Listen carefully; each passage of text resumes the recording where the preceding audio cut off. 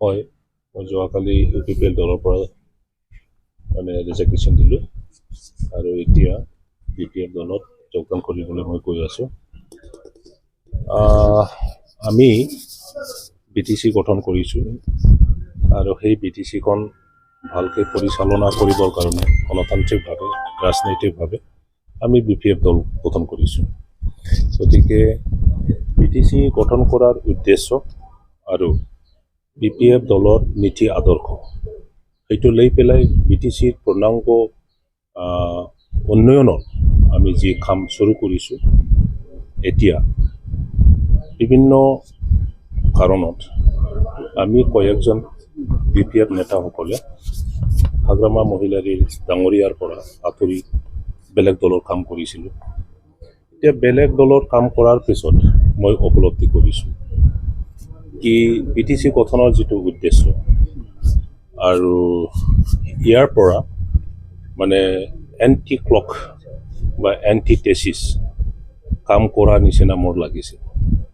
গতিকে মই আজি পুনৰাই চিন্তা কৰি পেলাই আৰু BPF দলৰ নেতা আমাৰ BTCৰ চিফ হাগ্ৰামা মহিলাৰী ডাঙৰীয়া আৰু সমূহ BPF দলৰ ছিনিয়ৰ নেতাসকলে মোক আহ্বান জনাইছে BPF দলতে ঘূৰি আহি যেন আগত যেনেকৈ কাম কৰিছিল তেনেকুৱা কাম কৰাৰ এটা প্ৰচেষ্টা লয় আৰু সেই আহ্বানটো সন্মান জনাই আমি যি উদ্দেশ্য লৈ পেলাই বৃহৎ এটা জনগোষ্ঠী আমাৰ BTC অঞ্চলত যি আছে সবকে লৈ একত্ৰিত কৰি পেলাই উন্নয়নমূলক কাম কৰা প্ৰত্যেক জাতি গোষ্ঠীৰ আশা আকাংক্ষা পূৰণ কৰাৰ যি আমাৰ চেষ্টা এইটো পূৰ্ণাংগভাৱে যেন সফল হয় ইয়াৰ কাৰণে মই BPF দলত পুনৰাই গৈ কাম কৰাৰ এটা প্ৰচেষ্টা লৈছোঁ।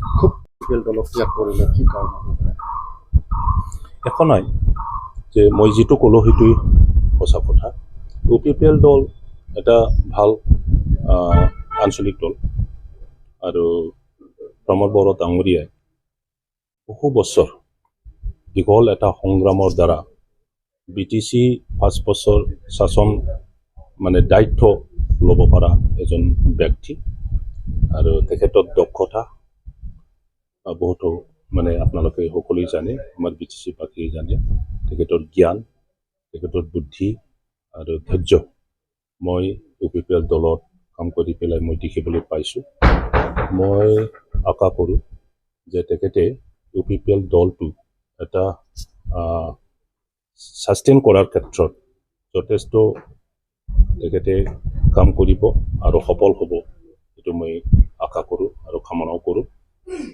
কিন্তু মই UPPL দলত থাকি যিটো কাম কৰিলোঁ এইটো সময়ত মানে মই যিটো কৈছোঁ যে যি কাৰণত আমি BTC হাতত অস্ত্ৰ লৈ পেলাই আন্দোলন কৰাৰ পিছত গঠন কৰিব পাৰিলোঁ আৰু BTCবাসীয়ে এই BTCৰ ওপৰতে নিৰ্ভৰ কৰি নিজৰ জাতীয় সমস্যা নিজৰ নিজৰ ভাষা সাহিত্য উন্নয়নৰ যি আশা আকাংক্ষা এইটো পূৰণ কৰাৰ ক্ষেত্ৰত BPF দলে মানে চবতকৈ শ্ৰেষ্ঠ আঞ্চলিক দল এইটো মই অনুভৱ কৰিব পাৰিছোঁ। ইয়াৰ কাৰণে আকৌ BPF দলত আহি পেলাই কাম কৰিবৰ কাৰণে এই ইচ্ছা লৈ পেলাই মই আজি ঘূৰি যাম। যোগদান কৰিম বহুতো মানুহ লৈ পেলাই মই যোগদান নকৰিম। আমাৰ সন্মানীয় BTCৰ চিফ আৰু UPPL